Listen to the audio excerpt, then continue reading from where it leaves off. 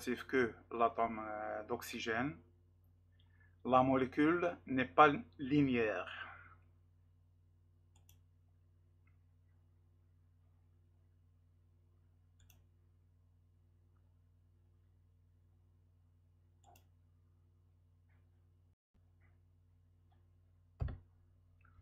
Donc la molécule n'est pas linéaire. Bien sûr que reprenons, l'atome d'hydrogène est plus électronégatif. Donc c'est l'atome d'oxygène qui est plus électronégatif. La molécule n'est pas linéaire. Bon, pour la troisième question, la molécule de dioxyde de carbone n'est pas polaire parce que le carbone et l'oxygène ont des électronégativités égales. Donc c'est faux. Les atomes ont des électronégativités différentes.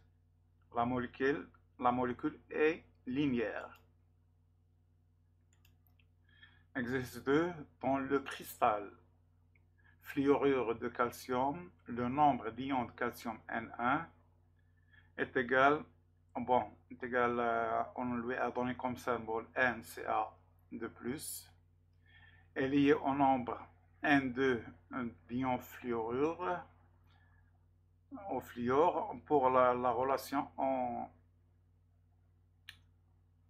sont liés par la relation Na égale 2 N2, N2 est égal 2 N1, N1 est égal N2 sur 2. Donc on remarque que la charge de l'ion fluor est moins 1, l'ion calcium c'est plus 2, donc il faudra 2 fois l'ion fluor pour un même nombre d'ions calcium. Donc 2 ions fluor pour un ion calcium, donc c'est le double.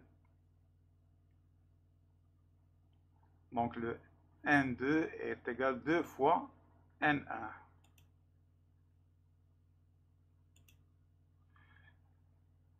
Exercice 3. Écris les équations de dissolution des corps suivants. Chlorure de sodium. Donc NaCl dans l'ion sodium Na+, et l'ion chlore Cl-. Sulfate de cuivre. Ion cuivre 2 et ion sulfate. Fluorure de calcium, donc on vient de le voir, donc ion calcium et 2 fois ion de fluor. Et l'acide nitrique H, donc les acides libèrent des hydrogènes, des ions hydrogène. Donc ça nous donne H+, plus l'ion nitrate NO3-. Exercice 4. Dans la définition des mots suivants et dans les exemples à chaque fois. Solution électrolytique. Donc la solution électrolytique est une solution ionique conductrice de courant électrique. Par exemple, solution de sel, chlorure de sodium. Liaison covalente polarisée. Une liaison covalente polarisée est une liaison issue de la participation par un doublet électronique entre deux atomes.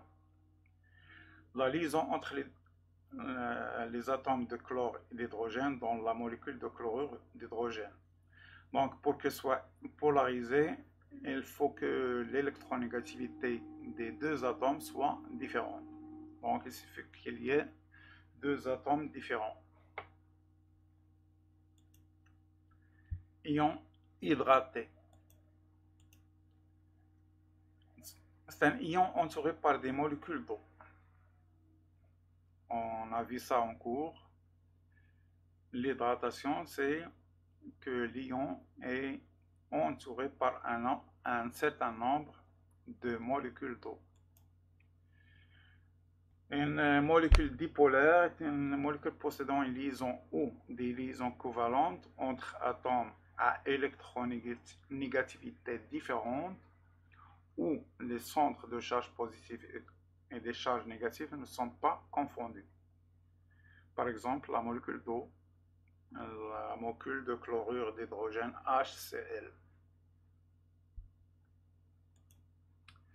Exercice 5, répondre par vrai ou faux. On représente la solution de chlorure de sodium par l'écriture Na+, plus Cl-.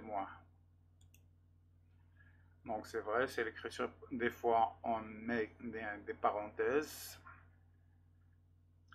La solution de sucre est une solution électrolytique. Donc la solution de sucre est une solution moléculaire et les solutions moléculaires ne sont pas conductrices. Donc par conséquent, la réponse est faux. Les molécules NH3, CO2, HCl sont toutes dipolaires. Donc c'est faux, on vient de voir que le CO2 elle est linéaire, donc les pôles positifs et négatifs sont confondus, donc il n'est pas dipolaire. HCl est dipolaire, NH3 est dipolaire. Choisir la bonne réponse. Le chlorure de zinc est un solide ionique. Sa formule statistique est constituée d'ion zinc Zn2+, et d'ion chlore Cl-, de sorte que le nombre d'ions zinc est égal au nombre d'ions chlore, etc. Donc la même chose, il suffit de prendre en considération les charges de chaque ion. Donc pour un ion zinc, on a besoin de 2 ions chlore. Donc le nombre d'ions chlore est double. Donc on a 2 NZ pour 1 Cl. Donc c'est faux. C'est pas ça. Donc le nombre d'ions de zinc est égal 2 fois. Donc c'est faux. Donc le nombre est égal au nombre. C'est ça, c'est vrai. Quels sont les ions qu'on retrouve dans les corps suivants? FeCl3, KNO3, CuCl2.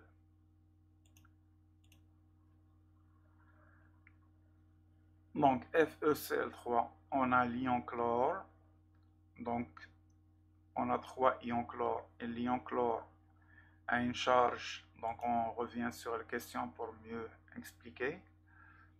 Donc on a FeCl3, l'ion chlore a une charge moins. Le tout a une charge égale à 0. Donc le fer doit porter une charge 3+, pour équilibrer.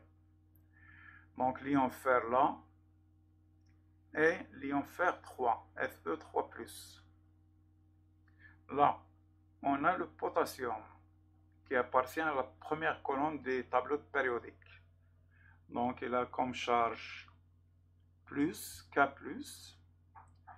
Donc l'ion qui reste, c'est l'ion nitrate, doit porter une charge négative moins. Là, c'est la même chose. Donc le chlore a une charge moins. Donc le cuivre doit avoir 2+.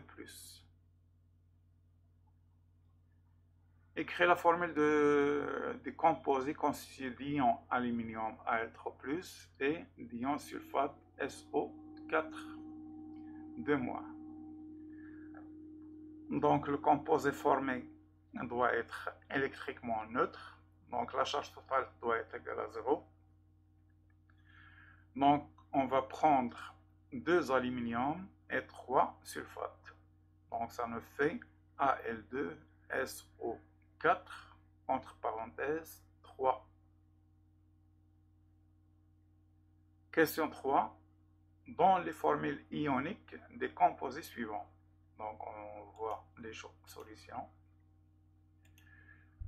Donc formule ionique. Donc on a dit que le nom commence avec le nom des composés ioniques commence avec le nom de l'anion et finit avec le nom le nom des cations. Donc le chlorure, c'est Cl, sodium, Na+. Donc le composé est NaCl. Oxyde de calcium. Donc oxyde, on a de l'oxygène.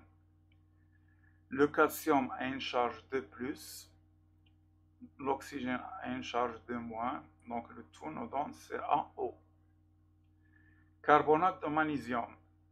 Le magnésium a une charge de plus, le carbonate a une charge de moins, donc ça nous donne MgCO3. Donc je rappelle, le nom commence avec l'anion et finit avec le cation, mais la formule c'est l'inverse. Elle commence avec le cation et finit avec l'anion.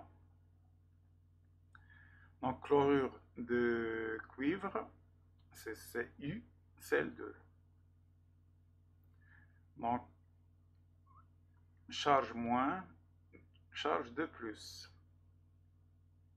Oxyde d'aluminium, donc l'oxygène a une charge de moins, l'aluminium a une charge 3+, donc ça nous donne Al2O3.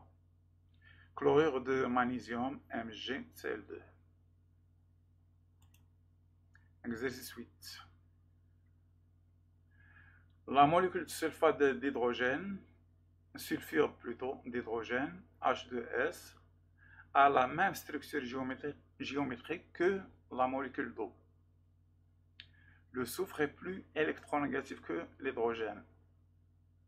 Sachant que l'angle entre les deux liaisons HS est de 92 degrés, écrit la formule de Lewis de la molécule de sulfure d'hydrogène.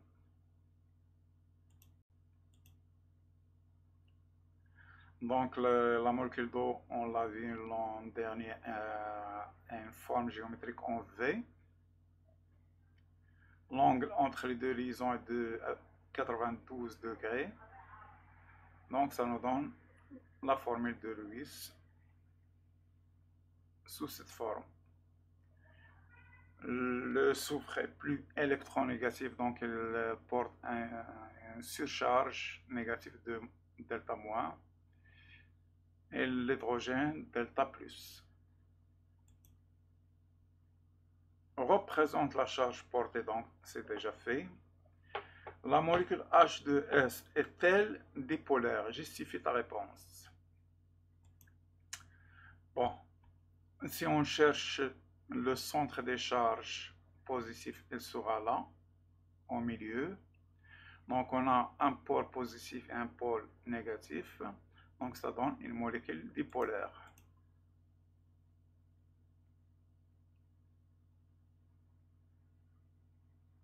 Donc les centres de gravité des charges partielles ne sont pas confondus.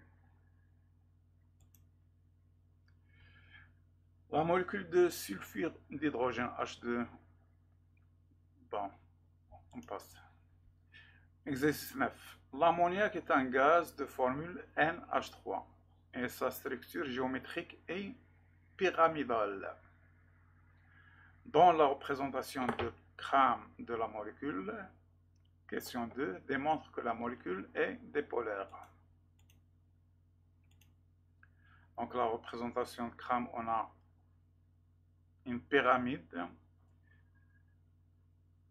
La base est formée des atomes d'hydrogène et le sommet de l'atome d'azote. Donc le centre des charges positives doit être là, quelque part au milieu. Le centre négatif est là, donc les deux pôles ne sont pas confondus. Par conséquent, la molécule de NH3 est dipolaire.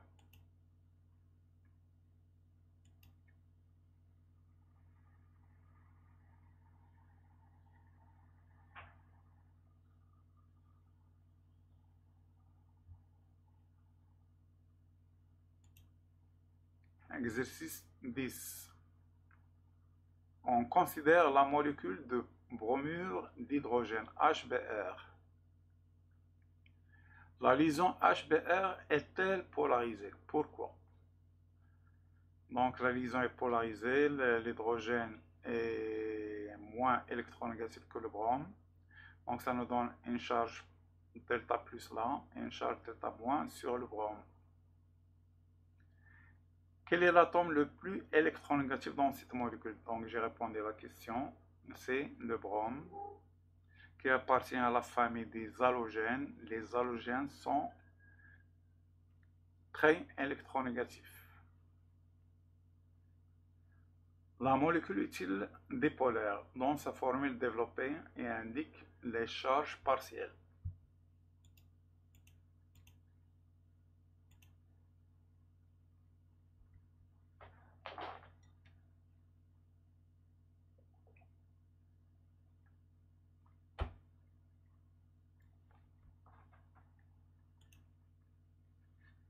Exercice 11. Complète le tableau suivant par les formules adéquates. Donc on a des trous. Commençons par la première ligne. On a FeCl3. Donc il est constitué du cation Fe3+, et de l'anion Cl-.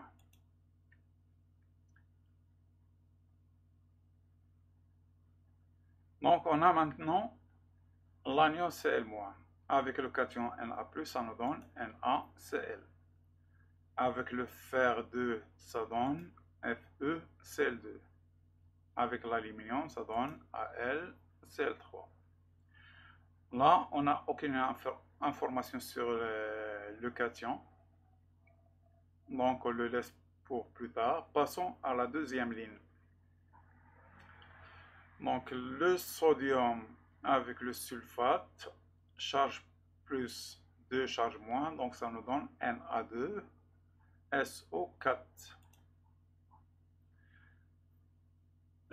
2 moins, 2 plus, ça donne Fe, SO4. 3 plus, 2 moins, donc il faut équilibrer.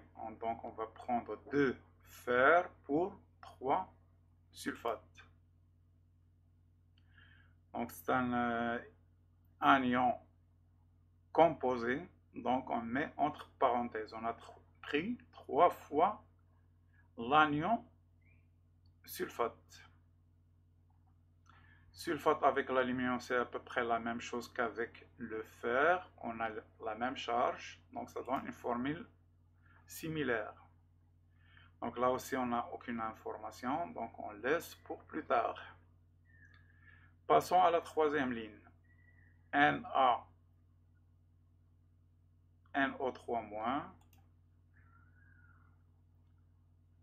Non, on a le Zn. D'après cette formule, on a le Zn. Parce que le l'ion nitrate porte une charge moins. Donc on a Zn de plus. Donc on peut compléter.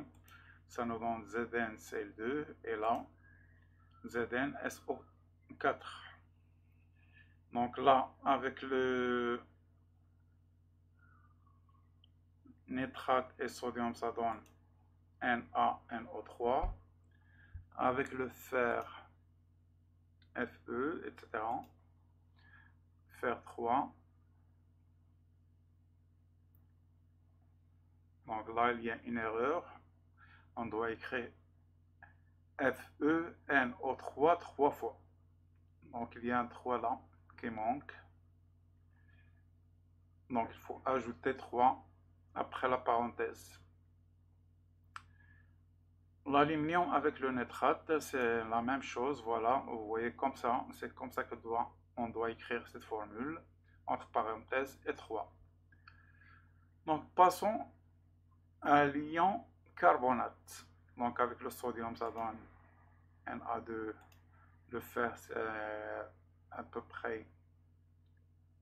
Donc on a 2 charges positives pour 2 charges négatives, ça donne FeCO3.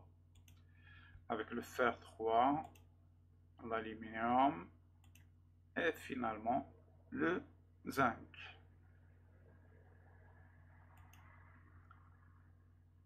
Exercice 12.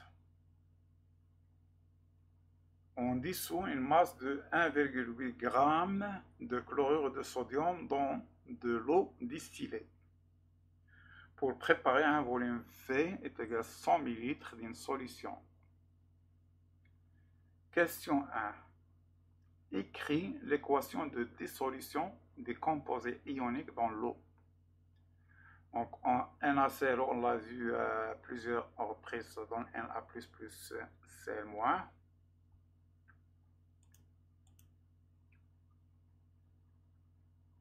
Donc Na+ est solide, les ions sont aqueux. Pourquoi aqueux? Parce qu'ils sont entourés de molécules d'eau. Ils sont hydratés. On a vu ça à plusieurs reprises.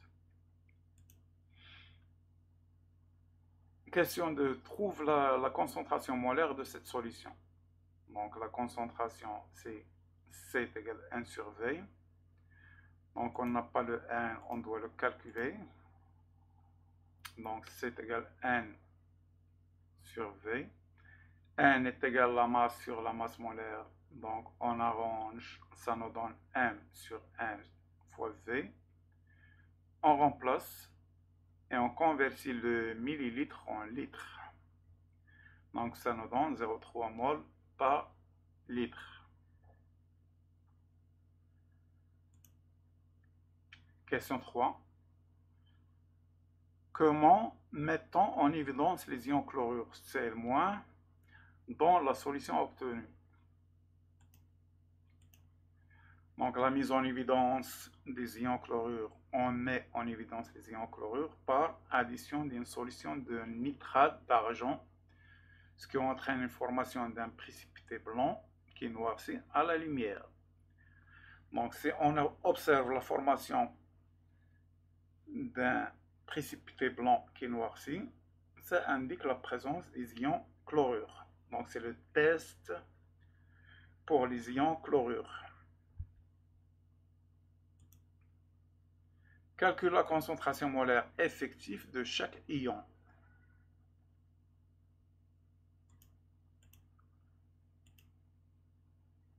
Donc, à partir de l'équation, un nombre de NaCl dont le même nombre en Na+, donc la concentration est la même. Je rappelle que la concentration est le nombre par unité de volume. Donc on a le même nombre de Na+ que de NaCl, on aura la même concentration.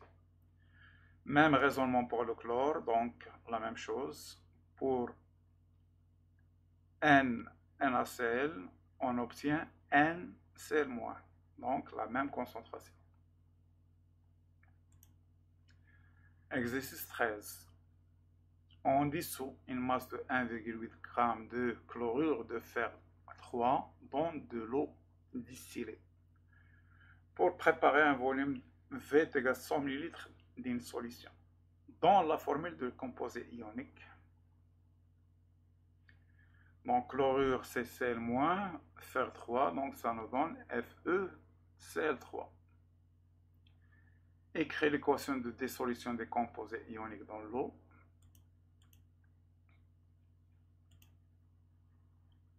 Donc ça nous donne le fer 3 aqueux et le Cl- aqueux. Calcule la quantité de matière de dissoluté utilisée, puis déduis sa concentration molaire. Donc, quantité de matière, c'est la masse sur la masse molaire. Donc, on doit calculer la masse molaire de chlorure de fer 3. Donc, on a la masse de fer plus 3 fois la masse de chlore. Donc, en fin de compte, on obtient 19,2 10 puissance moins 2 mol. Au 0,19, au 0,2 mol.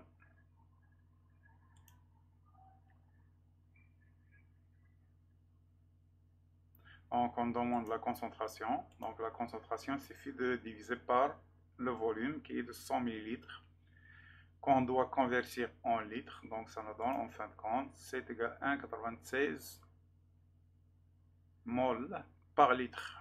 Donc j'ai oublié le litre, mol par litre.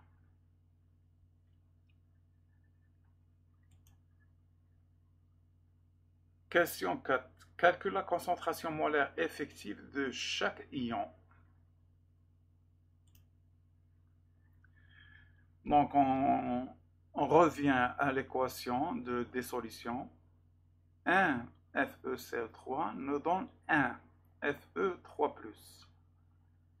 Donc N nous donne N. Donc la concentration qui représente un nombre par unité de volume. Donc CFeCl3 a une concentration C. Le fer 3 aura la même concentration C. Passons maintenant au chlore. 1 FeCl3 donne 3 fois, donc il est 3 fois plus concentré. L'ion chlore est 3 fois plus concentré. Par conséquent, c'est la concentration de FeCl3 est C. La concentration de l'ion chlore est 3 fois C.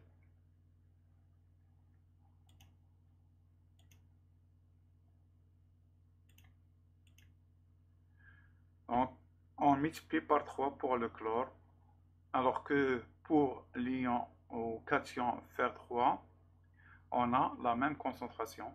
Donc voilà, j'ai mis là le litre.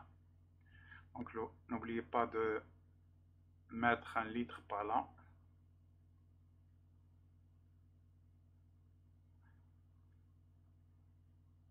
Dorénavant, pour trouver les concentrations molaires effectives, vous partez toujours de l'équation de dissolution. Mettez par exemple 1, donc 1 dans 1 et dans 3. Après, vous remplacez par la concentration de l'un d'eux. C'est la concentration là est C, donc on a 1C, 3 fois C. La concentration de Cl- égale 3 fois C. Exercice 14. On prépare une solution aqueuse de sulfate de sodium Na2SO4 solide de volume 100 ml et de concentration 5 10 à la puissance moins 2 mol par litre. Question 1. Calcule la masse de sulfate de sodium nécessaire à une telle préparation. On vous donne les masses molaires atomiques. On a la masse est égale à la quantité de matière multipliée par la masse molaire et la quantité de matière est égale à la concentration fois le volume. On remplace. Par conséquent, on a M est égal à C fois V fois M et il suffit de calculer. Ça nous donne une masse de 0,71 grammes.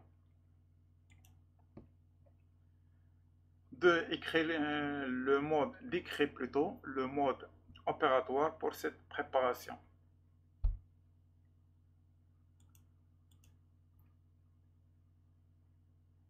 Dans un bécher contenant V égale 100 ml d'eau distillée, on ajoute une masse de M égale 0,71 g de composés ioniques.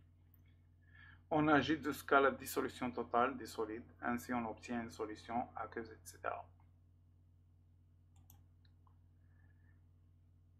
Question 3. Calcule les concentrations molaires des ions dissous dans cette solution.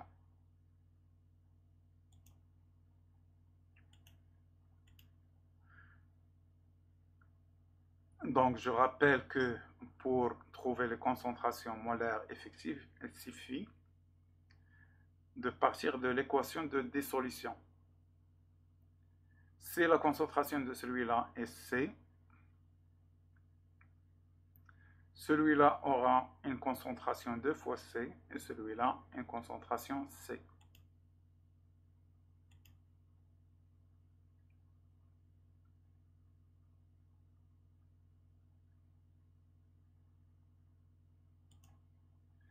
Exercice 15.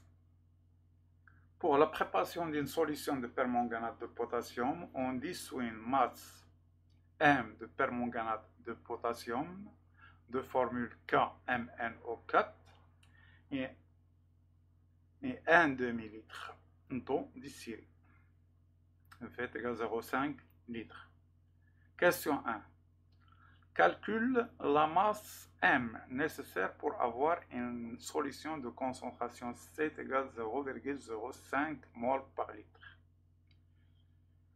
Donc, on a le volume et on a la concentration, ce qui nous permet de déduire la quantité de matière, et à partir de la quantité de matière, on déduit la masse.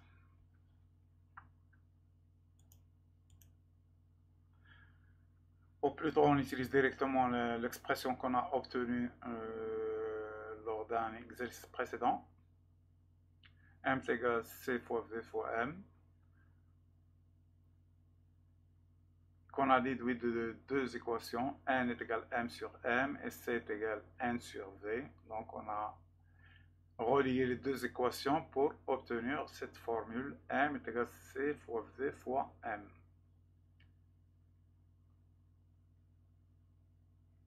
On doit calculer la masse molaire de l'ion permanganate. Le potassium a une masse molaire atomique de 39,1. Le magnésium a une masse molaire de 54,9. Et on a 4 atomes d'oxygène, donc 4 fois 16. Donc on a une masse de 3,95 grammes.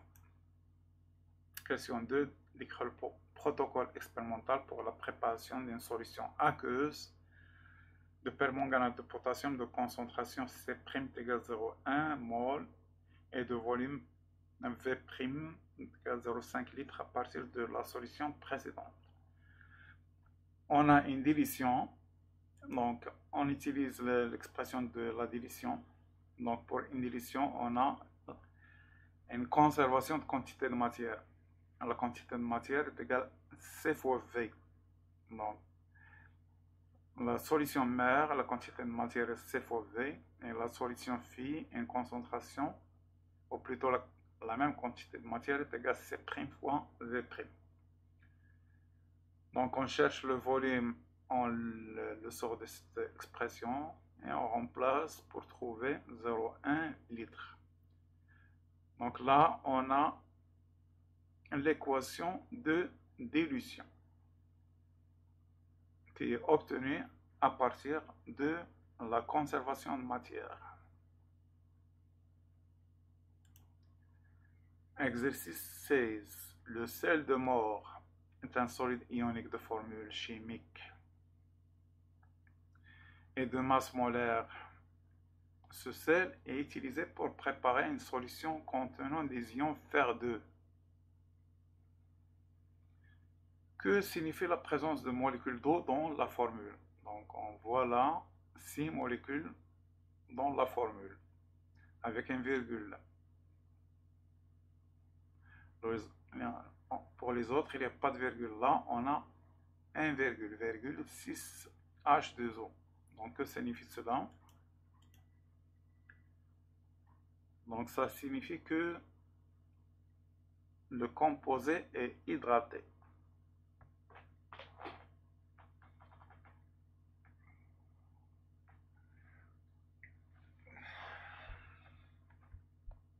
Donc si on le chauffe, la couleur verte va disparaître. Elle est due à la présence, la couleur est liée à la présence des ions Fer2 hydratés.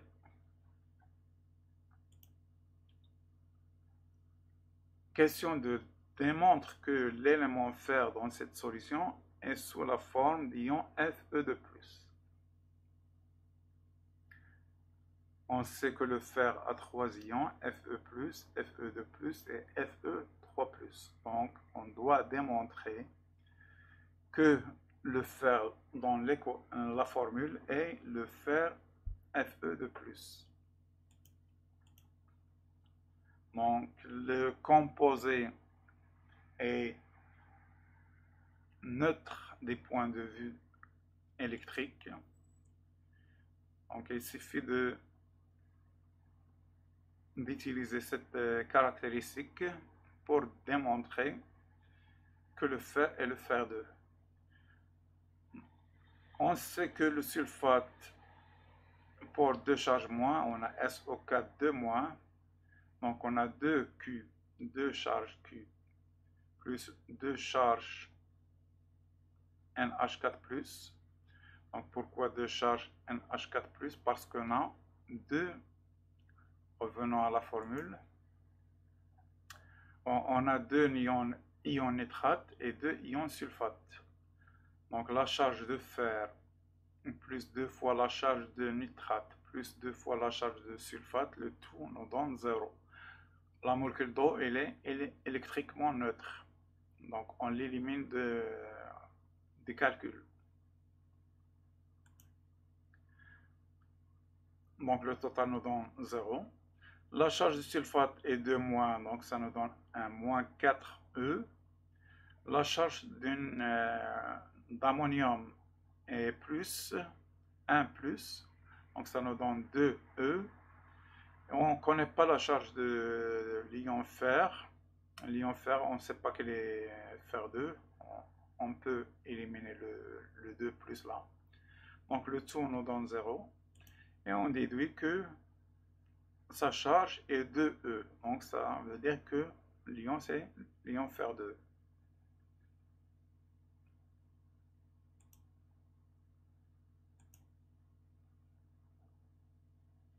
L'équation des solutions de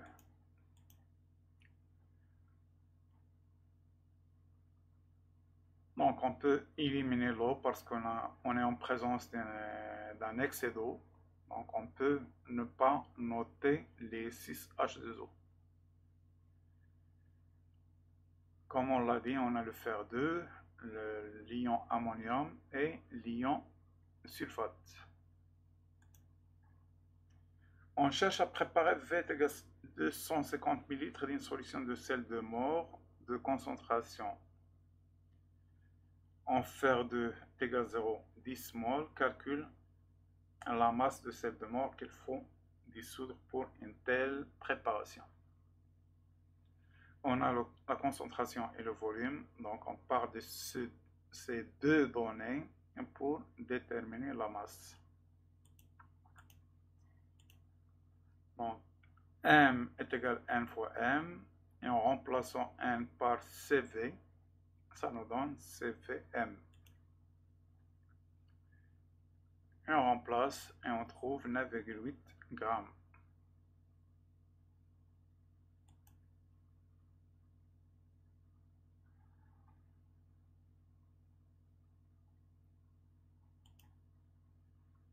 Exercice 17.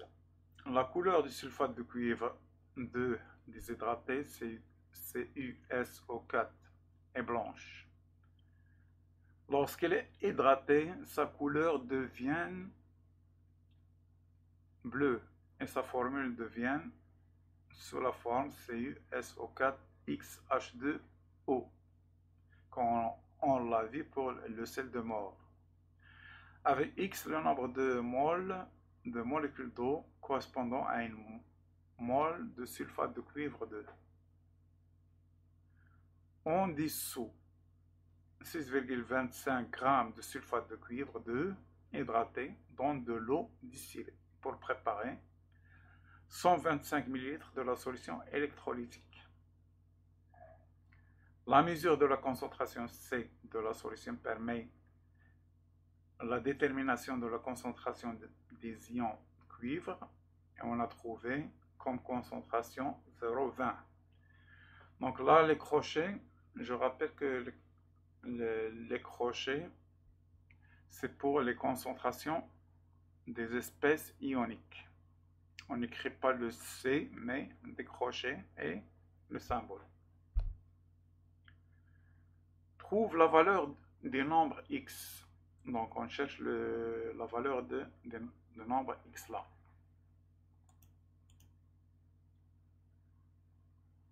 On calcule la masse molaire du sulfate de cuivre. M est égal hydraté bien sûr.